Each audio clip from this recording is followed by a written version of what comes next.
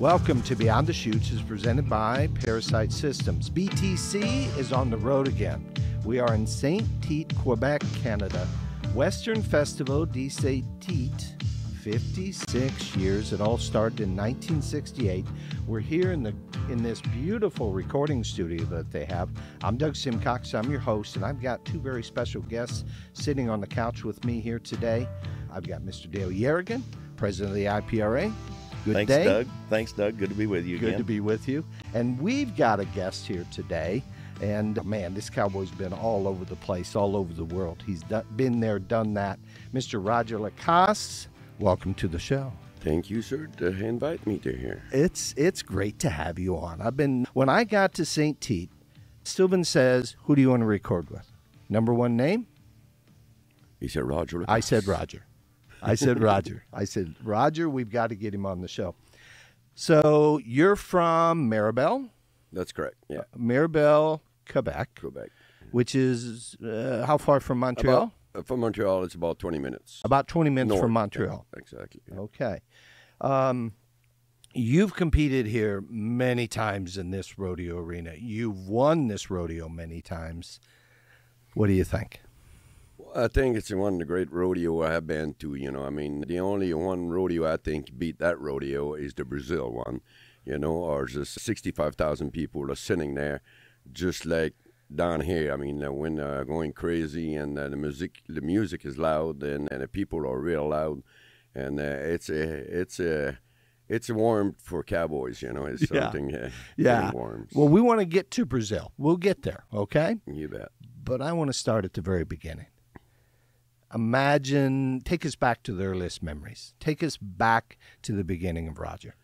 The beginning, I was a little kid, and my uncle have a farm, and you have a little pony in there, and then the horses, I thought the horses were like, I always have highs on horses, and it was something interests me, and then I asked my uncle if I can get on the pony and things, and he said, sure, he's got a halter on him. He said, just put a straw bale around him and he'll be okay. And my dad just went and hit his ass with his hand, and that pony just went right to the front, but you have like, what do you call that?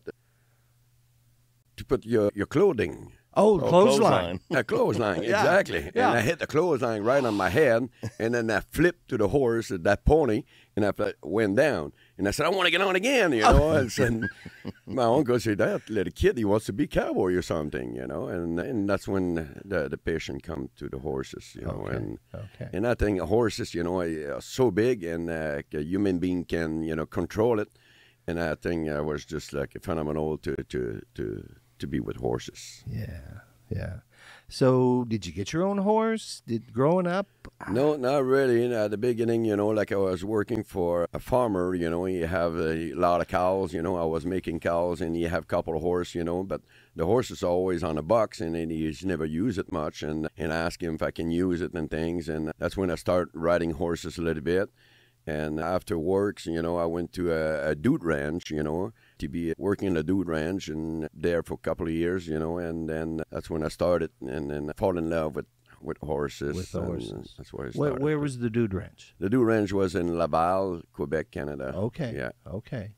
And so at the dude ranch, you're riding horses, you're trail riding. I was a trail riding, kid, and then that's what I was doing, for a few years. And then I went to another ranch, and it was like to start training horses.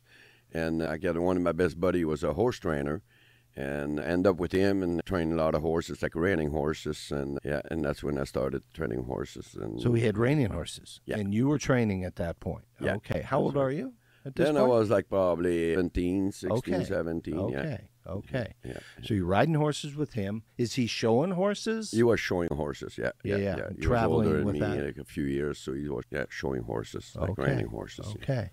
And did you start to compete at that point? Horse showing? No, I was not compete. I was just training horses, and be beyond the scene kind of deal. And that's when I started. And then he showed somebody come and bring me to a rodeo one night, like I was an indoor rodeo in the winter time. And that's when I went to see a rodeo, and I went to see the bull riding in the Bronx and all that kind of deal. And it kind of impressed me. And then I started doing the gymkhana, like down here in Quebec, we have a lot of gymkhana. That's where I started competing at it. Okay. I was like doing the pickup riding and exchange cowboys and on the horses and all that. Yeah. And after I see the rodeo, I see, wow, look at the bull riding and things. And I said, I would love to try that. And a few weeks after, I went and get on one, and he never told me I have to get on two. I was like back to back on the bareback horses. And then I start to get on, like I get on my first one and say you get another one after. But I never heard a whistle. I just stay on, just to, be tight on the horse. And and he said, you got another one. And both horses, and I win $35, my first time in rodeo. Yeah. And after, it was like a little harder to start learning how to ride bucking horses. Okay. So at that point, you didn't have your own gear. You didn't have any of that stuff. No. Just somebody just let me have it. And then I fall in love with it, and a couple months after, I was riding barebacks, bulls, and broncs, And I was doing the gymkhana too. Like I was I was always in the arena, I was announcing my name to going to ride. So my tongue was pretty long that time, I was always, be in the arena and to work at all even and quit all the gymkhana deal, and I decided to do the rough stock deal. Yeah. Okay. And from the gymkhana stuff, the rescue ride and the pickup and the Pony Express, the exchange, all of that, any of that transfer, any of those skills transferred to rodeo? Yeah, I think so. If you you have to have the nerve to do it, and if you have that already, well, you're ready to jump on a rough stock kind of deal, because you're already, familiar with horses and things. So I think a guy can do it afterwards. And you had that nerve? I think I did have it. All right. And how old would you have been at this point, Roger? I was 18 years old, 17, 18, yeah. Okay. Yeah. So and rodeoing in Quebec? Yeah, our rodeo in Quebec for probably 2 to 3 years, and then we started going south, like in Pennsylvania, Virginia, and all those kind of on the state, close to Canada kind of deal. Yeah. And who were you traveling with back then? I was traveling then with Frank Gauthier. He was a bareback rider too. Yeah. And Bid Joyal, so we three guys was riding bucking horses, so we started traveling together, Came down road, IPRA stuff, APRA? Well, then I was ARA, I guess. ARA. Yeah, I was ARA, exactly, yeah. So some of Sam's stuff? Yeah, exactly, Okay. So you're traveling with these guys 3-4 years. When do you make the decision to go west? How'd that come about? Well, you have a guy who was riding broncs. His name is with Dan David, and everybody was looking a little bit on Dan because he was the guy who can ride broncs pretty good. So, and he phoned me one time and he said, Roger, I'm at the West, and we all know he was there. And, he asked me, he said, I think you should move, Roger, and come and compete up here, and that's when in 1988, I started to move to West, to go and compete over there. Okay. Spoke no English? No English at all. So how did that go? Like you can say right now, I'm still losing it a little bit. No, you're speaking very, very well. So you went, and what were you working at that point? What was your job? Did you have a career? No, at the beginning, I was like, I don't know what you call it, like cleaning the horse, the stall, and all kind of deal. Okay. And then I went with a farrier, and started showing horses. And before I left, that's why I was doing it, shoe horses. Shoe horses. Yeah. Okay. I did that for about 5 or 6 years. Oh, so, nice. Yeah. And that worked well with rodeo? Yeah, it was working well because, I can take the weekend off, like on the weekend we don't shoot many horse, so we're just doing it during the week. So out and about, when did you get involved in the Canadian Professional Rodeo Association? Well, I moved, like I said, in 1988 in Alberta, and I went to the amateur circuit for a couple of years, and I have a permit to fill up my pro card then in a CPRA. Mm-hmm. And the first year I went there in the amateur circuit, and the contractor was supplying stock for the CPRA Pro Rodeo, and you have those guys was in the amateur too. And he was saying, Roger, you're stealing the money to all the young kids, He said, you should go pro, And then start to try to win my card, and it'll take me a year, and I fill up my card, and then that's when I took my pro card. Okay. So when you got out there, you had to ride different than you'd been riding here? I have a little bit. Well, you have to learn a little better, and ride a little better, and be more aggressive. What are you doing? And times came to get better a little bit. Yeah. And how did you get better? Just by traveling, schools? No, but like bareback riding was like one of my weakest even. I was riding bulls and South Bronx way better than the bears. And bull riding was like my even, and I said I'll quit the bronc riding and the bull riding for 1 year and get better in the bareback riding. So that's what I did, in I think it was 91. So I was riding pro all three of them, and then I quit the bull riding and the bronc riding just for 1 year, and I got better, way better in the bareback riding. So I came back in the bull riding, like I went $3,500 and run rodeo in the pro rodeo at Wayne Vote. And bronc riding was 74, but I have my heart was not beating, no more craving at it, And the bareback riding, I still have the craving after the age I am right now, and I just really enjoy it, Okay. So drifted away from the bull riding, the saddle bronc riding, focused on the bareback riding. Schools, or were you traveling with somebody? How do you up your game? Because now you're in the big leagues. Well, I was watching TV from home, like in Quebec when I was younger, and my idol was like Stevie Donham and Robin Burwash, and those guys, win the 50,000 a few times, and I was looking at television, look at those guys, and when I got there, jump in the pro, and those guys was there, and I was funny because I got a pictures. One is flanking my horse and one is pushing the head out, and I was both of my idol, when I was young, and I was a pro rodeo. And then when he see my glove, he said, "Oh, Roger, we'll bring you a new glove because that glove you have is dangerous." Because at home we were riding, and that time with the big bubbles on our hands, with the glove. And then those guys, the week after, he came and bring me a new glove, and then that's when I started, and I start travel with Robin and those guys. And you did? Yeah, that was very nice. Yeah. Those guys took me on the wings, to get me where I went to. What year was that, Roger? I was about 92, 93 then. Would that be the breakout year, the year you started to put it all together? Yeah, that's right. Yeah, 91, that's my first year I make the CFR. So, okay. Yeah, it took me, like I said, 2 years in amateur, and then 91, I was got my pro card. And at 90, I have my pro card, and 91, I make the CFR. Okay. First line. And you went on to qualify for that 14 times? That's right. That's correct. Canadian Finals Rodeo? Yeah. Still shoeing horses at this point? No. I was not speaking English at all then, and I was hard to explain to people what to put underneath their feet or her horses. And then so I went to work, for one guy doing some roofing, and I was asking how much money he was making a day and things. And I said, well, I think it's probably better in shoe horses. So that's why I decided to jump on that word. So it's toting shingles up the ladder. Exactly. In the hot weather. And the hot water, yeah. In shape? Got you in shape? Get me in really good shape, yeah.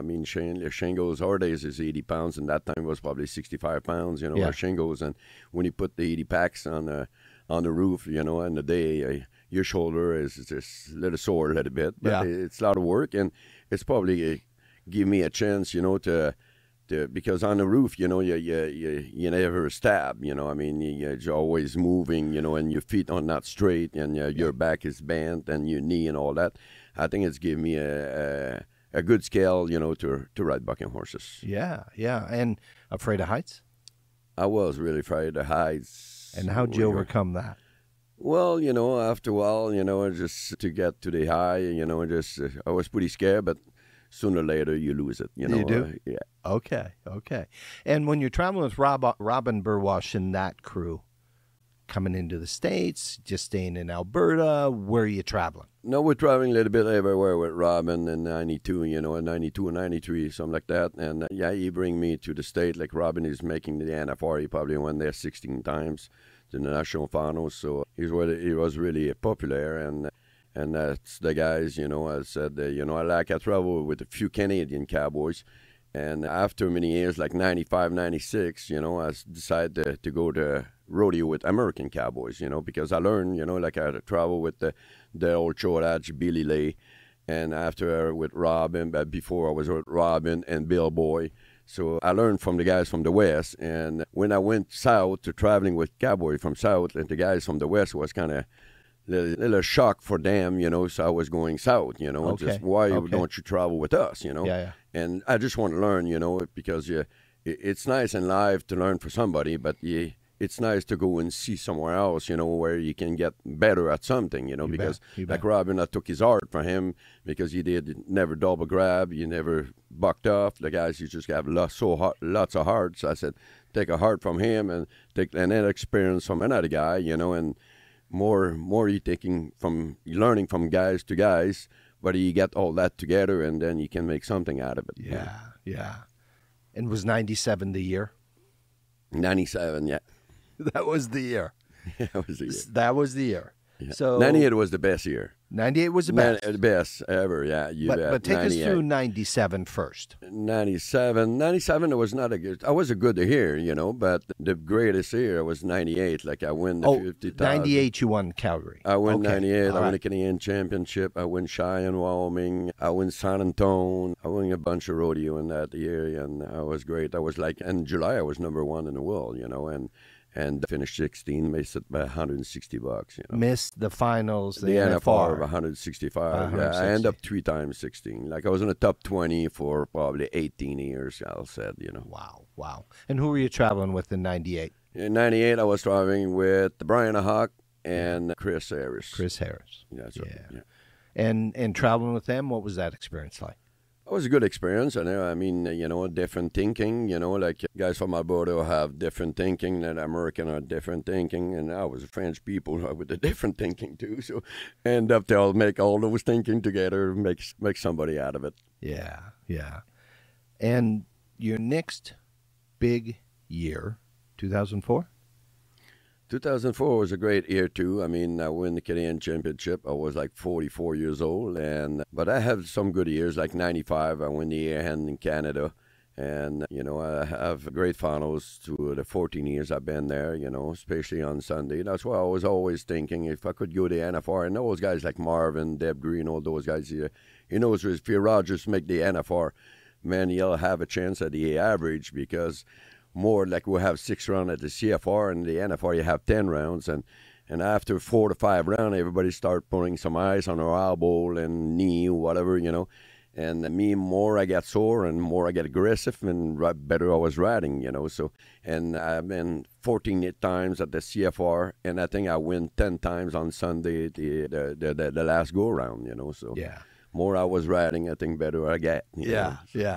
And even though you're getting sore, it doesn't matter. Keep Doesn't rocking. matter. More I got sore, better I was riding. Okay. Looks like Okay. for me. And from what I saw, you in 2004 at the CFR, you won the first. You won 3 of the 6 rounds. You Four first, 1 second at the 6th round. Something like that.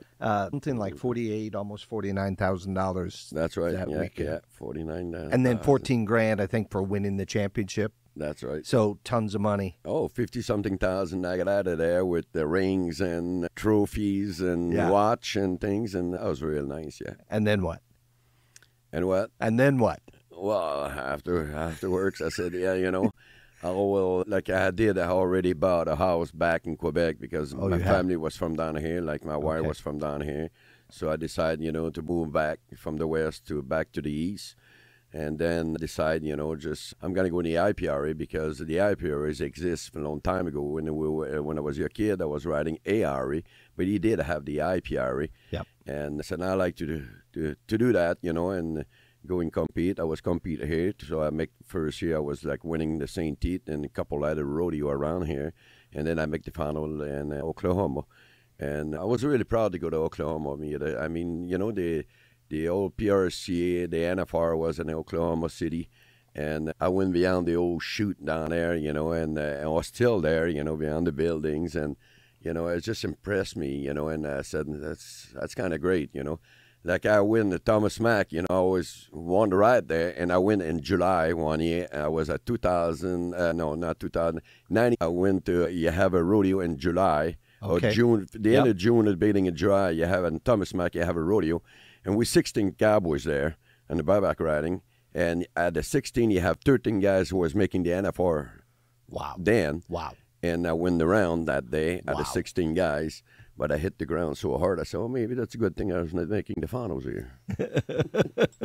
Harder ground there, was it? The ground was very hard, making an awesome ride. But when I hit the ground, it was pretty hard. Yeah. Yeah. But you qualified for the International Finals Rodeo 7 times. Yeah, that's what I did 7 times. Yeah. Talk a little bit about that era. So you come back from Alberta and riding hard out west. What was it like to transition back? And how old are you in 2004 when you broke out hard in the IPRA? I was 35, I think. 35. 36, yeah. 35, Okay. 34, 94. Oh, yeah, I think I was 34. No, not 34, 44, sorry. You were about that. 44 years old. 44, You were 44 years old when you made your Do the first. transition, and I went to the IPRA finals, yeah. Tell us about that year. I won the Canadian Championship that year, and then I went to Oklahoma the same year, and that was a great year. I win the finals. And so I win both finals, Canadian finals and the IFR. So I was a great year. Yeah. And then you qualified a total of 7 times, all in a row, right up through 2010. Yeah. If I'm doing my math right, your bareback riding career was like 30-some years long? Yeah.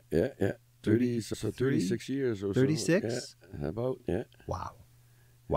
And what was it like those finals? Who was running the gun? And Sean Miner talked about you. He talked about meeting you up in Western Canada early in his career. Yeah. Well, I meet Sean, and I meet him. No, the first time I met him was down south. Like I was driving with Davey Jr. Schill, and Junior was going to school with him. Those two are in college. And I was too old to be going to college, so I was just sitting in the trailer, and waiting on those guys to finish school, and then we went back to practice and things like that. And that's when I met Sean the first time. He was riding in the PRCA, and then I see him back, in 2004 when I went back when I went to the IPRA then. Okay. And that's where we see Sean again. Yeah. And you won the average down there 3 times.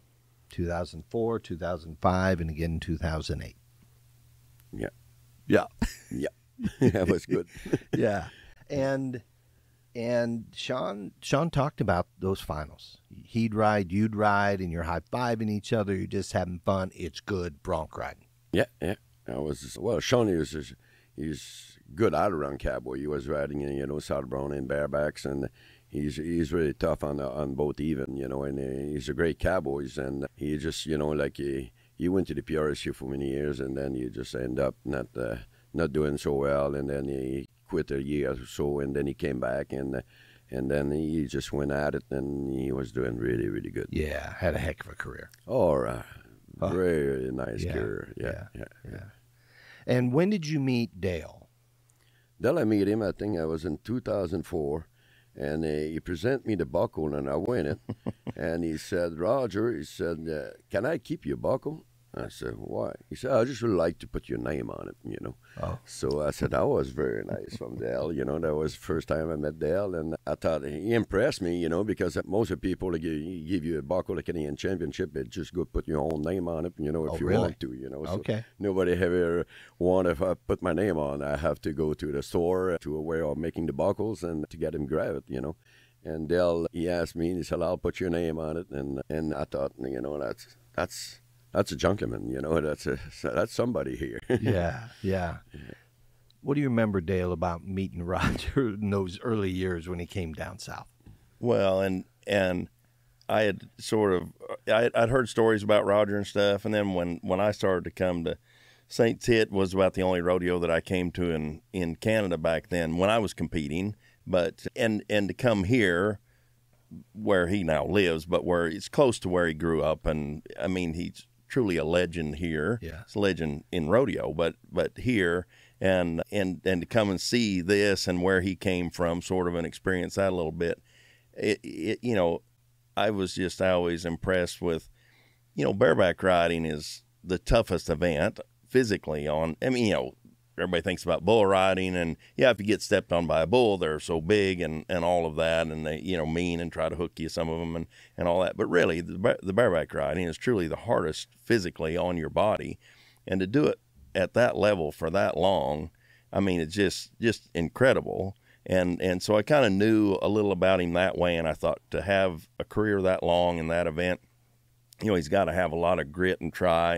And so then when I actually saw him and met him in person, all that stood true. You know, there wasn't any letdown. It wasn't a disappointment that, yeah, this old guy's just trying to hang on and get by for a little longer. Because I see people, right, in rodeo, Sure. we've seen people Sure. that maybe stay too long, and maybe, I just hate to say disappointing, because everybody should choose when they leave on their own terms, but he still had it. He still had that fire in his eye and the grit and the determination, and it was very impressive. Yeah. And how many years did you compete here? When Dale's talking about Saint-Tite, how many years did you compete here? Well, I was competing when I was a little younger, you know, when I started probably 18 to or probably 25, because I was 25 when I moved to the West, you know, and I came back here in 93 when I had lost a couple friends. And then I went back west, and I came back when 2001, I think, to, not 2002, yeah, 2001, 2002, I think I came back. And that's when I came back. How many Saint-Tite belt buckles do you have? Oh, I don't know. I just probably 6 or 7 times I went it, you know, when I was younger, like I was 24, 25, I went it 1 or twice, and then I went it a few times afterwards. Yeah. And your final ride here? Funnel ride here, I was not great, you know, but I was winning the first weekend, and the second weekend I was fixing to win it again, and I just blew my basset, and I think that was somebody was telling me to quit or something, you know. I mean, blew my bicep, and Deb Greenway happened to him, and then I have to go in and get it fixed, and I went to the hospital, and the hospital was so full, you know, and he said, you know, if you got 40-something hours or 30-something hours to fix it, not even 40 hours, I think it was so many hours anyway, I don't remember, but if you don't get it fixed, you'll lose about 5 to 10% of your Strength, you know. So. And I went to the hospital, stayed there till 5 in the morning, and nobody could look after me, you know. So I went back home, and I went on the roof and stripped shingles again and put shingles on. And my son said, "Dad, you're a crazy son of a buck," you know. He said, "Never got it treated. I never got treated. So, you know, I got my bicep this year. My arm was pretty good arm because I was my riding arm, you know. And now the bicep is underneath my armpit, and that's all it is to it. But I'm still, you know, strong at it, and I think you get on the horses. You think so? Now, there is the over 60, you know, the senior division. Is it time to crack it back out? You've seen the new riggings. You're seeing these horses here. You got the urge to go?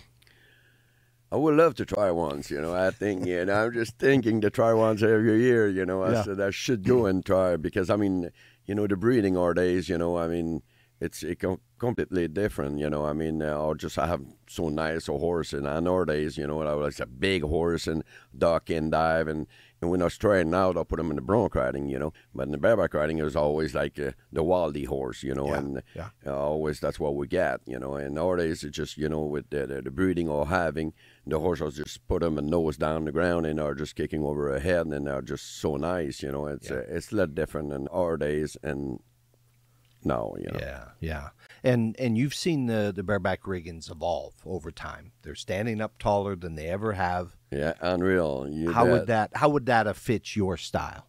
I'm not sure about it, you know. I have probably to try, you know, but it's for sure, you know. I mean, the riggings, gloves, you know, everything changed quite a bit, you know. Like our days, you know, having, you know, good glove with tats on them and the back and the front, and we did have some little bit on our time, but it's a little bit different nowadays, you know. And I mean, the kids are having the true stock to ride with, you know. I mean, it's a lot different nowadays, you know. I started with a rigging with just a piece of leather when I started, you know. I mean, that was completely different and when we were younger, you know. Yeah. And then you transitioned from that softer handled rigging to the more hard handled, and on you went. Yeah, that's right. Okay, yeah. so you've seen quite an evolution in that rigging. Yeah, quite a bit. And rigging and everything else, gloves, you know, spurs and all that, you know, it's a little different in our days, you know, and we have, you know, like we're there, you know, in the 70s and the 80s, you know, and then everything grew up, you know, afterwards, you know, I mean,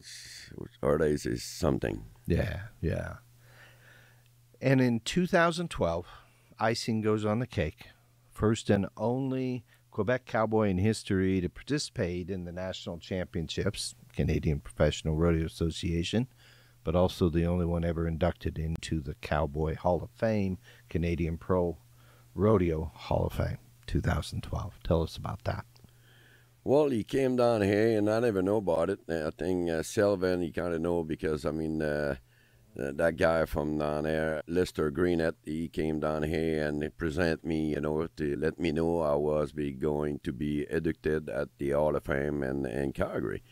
And I said, wow. I said, I never thought about it, you know. I mean, not because you win the championship a few times in the Stampede, you could be addicted, you know. And I thought you got to be somebody to be there, you know. And I guess I was somebody. I guess you were. He told me, you know, like, yeah, we're going to put you addicted in 2012. And I was making something for myself, you know. I mean, I was something accomplishment, you know. Like not everybody do, you know. I mean, you know, you got to work hard all your life to get to something, you know. And when it happened, I was something proud to myself. Yeah, yeah, something very proud of. Yeah. And we were having lunch earlier today, and you said there's two things you said you would never do. yeah, exactly. That's what I'm doing right now. You know, I mean, unreal. Yeah, I said, you know, as I was working, like I was a horse shower, you know, when I was young, and I moved to Alberta, cannot speak English, and then I end up to go work on the roof. And first time I put a shingle up, and I never could put them up. I went up the ladder with it, and I was just dropping down the ladder, and I said, wow, man, I don't think I can get on the roof. And these guys come and get me by the ear and said, hey, get there and just your feet and get used to it, and you'll get used and you'll be all right. And I said, I'm never going to do that, never. And judging, man, I always said judging are hard, you know, because when I was younger, you know, like at West, you know, like up paying 4, I was end up 5th, and up paying 6, I was end up 7. I was paying 10 guys, I was 11, you know. And tall, I said, man, why? And a contractor and people was beyond the chute. I was saying, Roger, you should win that rodeo, or you should place deep, you know. And I was never placing. And then Lester Greenett, he's the guys put me to the Hall of Fame, and that judges, I went to see him, and I said, you know what? I said, I would like to tell you something. He said, you know, where you're born, it doesn't make a difference. It ain't my fault if I'm French. It's my mom's fault. If it's something you want to get at it, go get to my mom and cuss her, you know. Because me, I like to be born here, and I just want to be a cowboy. You know, I just, it ain't my fault I'm French, you know. You're born where you're born. You don't decide where you're born, you know. Yeah. You don't decide your family. You will decide your friend and your wife and everything else, but you don't decide your friends, you know. And after that, I don't know if you talked to the other judge, but every other rodeo, I was placing. Okay. You know, I was doing good, you know, but that's at the beginning, like, I'll give me a hard time. I don't know if because I was a French guy, but like I taught him, ain't my fault if I'm French, you know. Right. Just, you, like I said, you're born where you're born. You don't decide where you're gonna fall. No. You know, you're falling there, you're there. You know? Yeah. So it is to it. So where'd you pick up all the English? Traveling partners? Traveling in Alberta, you know, start speaking a little bit, and then I learned it, you know, from the American guys down south. You know, I spent quite a bit of time with those guys, and like when I went to Alberta, like I was working in the Archmart, and the guy go, Roger, we'll get the calls. What the hell is the calls? He come and show me. I tried to teach him print. That's the vache. That is a vache. Roger, go get a hammer. What's a hammer? Come and show me. Oh, that's a marteau. Marteau. I was teaching in French to the English guy because I cannot speak in English, you know. And so that's end up that way, and then picking up a words there and the words there, and just the bad words, you know, are easy to catch, you know. Yeah. There was bad words, and then that's what I was saying. Go get a pack of cigarettes. Can I have this? I don't think I can say it on the radio, but that's how was the word I was saying. Everybody was looking at me with the big eyes, you know. Bring your cows, you know, and bring your... So, you know, and people were thinking, that guy's got a dirty mouth, you know. But like, when you're French, you just don't know. Those words are just easy to catch, you know, and that's the only words I was saying, you know. And now I try to be a little more careful at it. Yeah, you've done a good job here today. Very, very good job. And talk about the kids. We got Spur competing here, 3 times qualifier to the International Finals Rodeo. Talk a little bit about Spur and Cash and Cheyenne. Yeah, I got 3 kids, 3 beautiful kids, and all good kids. And, I love them to death, and Spur is my older one, and he traveling with me as a baby. Like his mom just never want me to take him on the road, and I hire a guy, Dan David's dad, and I said, yeah, because I never see my kid too often because, at your rodeo, out of 365 days, you're 200 days on the road, Yeah. So you're not often home. So when you get a brand new baby, sooner or later you want to take him, and my wife just should never want to be on the road. Like she takes an hour and a half drive, and it's the end of the world, And we have traveling in rodeo like day 12, 14, 16, non-sleep, and you be on the road, you know.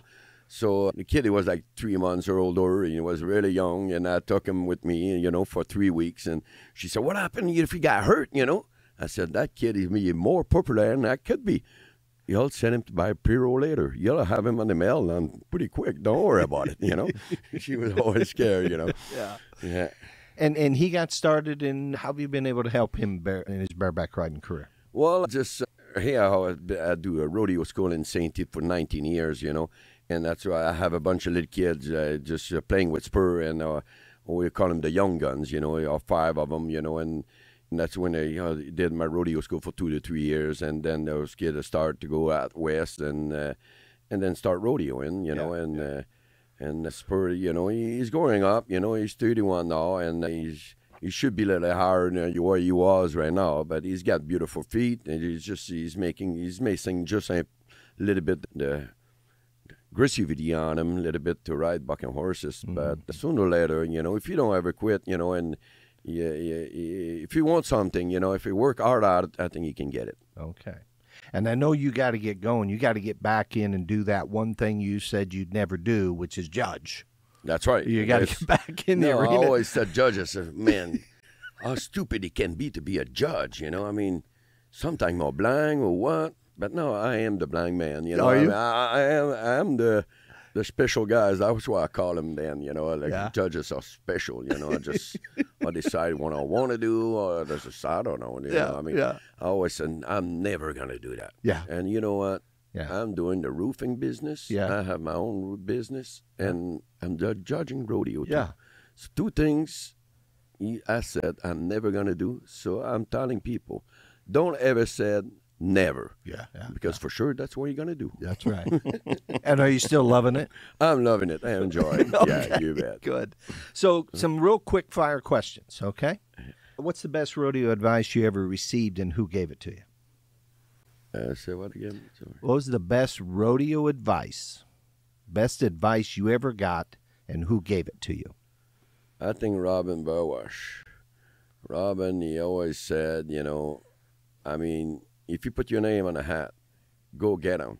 He said, a lot of time people are turning out horses because he's a bad horse and this and that. But he said, that horse has been turned out so many times, he's got to be fresh. Yeah. If that horse has been bred to be buck, maybe it may be a dirty and tough horse to ride, but he'll be fresh. And if you get down, you need 1 point, and the points count to go to finals. Yeah. So that's why you got to go and get on horses. Okay. Was one of the good things I hear. Okay. And you had a huge career. If you could ride any bareback bronc, past or present, which one would it be and why? Blue Ridge, that horse was a phenomenal. Shane Franklin at the Franklin Rodeo Company. And, Billy Boy, the year before I went, you have him in the top 4 finals, and the horse went down the chute because he was miserable in the bucking chute. And that horse went down, and he took the re-ride, and the re-ride, he never win nothing with it. And I think that horse, when I have him, I said to Shane, I said, I don't care if that horse flip on me. I will knock my head. I'll take him down. I'll take him anywhere. I said, a horse like that, you have to take the opportunity to get down and ride him. Yep. And you have a good shot to win something out of it, Okay. And he was kind of calm with me, and everything was fine, so I went and went it. Okay. So. If your rodeo career were made into a movie, what would be the title of the movie? Easy, Roger. I like that. Easy, Roger. Easy, Roger. And who would play you? I don't know. Brad Pitt or... I don't know, Brad Pitt. Yeah, it could be Brad Pitt. Could be Brad Pitt. Okay. And which belt buckle are you wearing today and why? I don't know, one of my best buckle I have is Bob Bear, is San Antonio. It's a great buckle. That day when I won it, I was split it. We were 2 guys to win San Antonio. And he asked us for $5,000 US or the buckle. And then I said, well, $5,000 US, I'll spend that pretty quick. I said, no, I better take the buckle. So I took the buckle, and the other guy said, I want the buckle too. So I said, well, just because I'm from Canada, to send me the buckle home, I'll take forever, and I have to pay duty on them. Because you offered me $5,000 US, so the buckle is worth a lot of money. So I said, I better, take the buckle and I'll keep it forever, And one of my best buckle is San Antonio. But Canadian Finals are great buckle. I have the IFR buckle too, and, sometimes I'm changing buckles. Do you? Okay. Oh, yeah. Okay. And which one today? This one is a 2004 CFR, Yeah. Very good year. That was a great year. Kind of like a fine wine. That's right. Very, very good year. Yeah. Finally, advice. What advice you give to a youngster today coming up in rodeo, whatever the event? Well, like I said before, if you do something, put yourself to 100% in it. And then if you got your mind at the right place, I think a guy should have success out of it. I mean, if you're not there, you have a lot of things going through your head, and it's normal too. I mean, human beings our head are running 100 miles an hour, but if you put the effort to it, what do you want to do and accomplish? Well, I think you can accomplish it because you put so many times on it and so many hours on it. I think you guys can have success with it. Okay, great advice. We got a lot more to cover. I know you got to get back to work. They're going to be calling you. Yeah, they're going to penalize you. They're going to fine you. All that good stuff. So maybe another day. Maybe another day. Yeah, maybe another day we can do it again. You bet. Right. I really appreciate it. All right, perfect. And to our listeners, we hope that you enjoyed this episode of our podcast with Roger Lacasse, CPRA Hall of Fame Rodeo Cowboy. If you do, please share it with your friends. To make your listening easier, you can find us on Spotify and Apple Podcasts, YouTube. Search for Beyond the Chutes and follow us. Thank you to Parasite Systems for their support with our podcast. Now they have mail-in testing, so all you got to do is go online to parasitesystems.com, and don't forget we have that coupon BTC 023 for 50% off your mail-in testing on your cattle, on your horses, on your dogs, and your cats. This is Beyond the Chutes with Roger Lacasse and Dale Jurgen. Until next time, this is Doug Simcox. Thank you for listening.